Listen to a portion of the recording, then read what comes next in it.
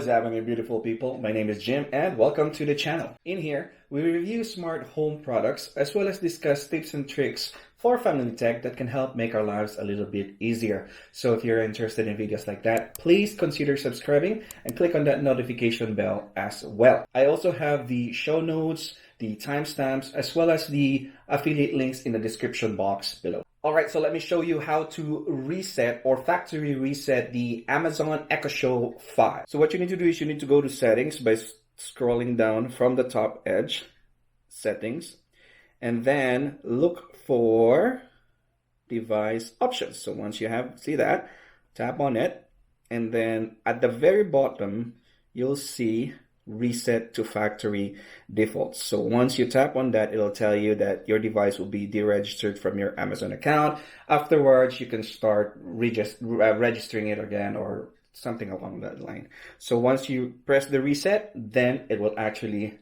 factory reset your Amazon Echo Show 5. Alright folks, if you find value in the video, please give it a thumbs up, smash that like button, and if you haven't subscribed yet, please consider subscribing, and as always, I will see you in my next one.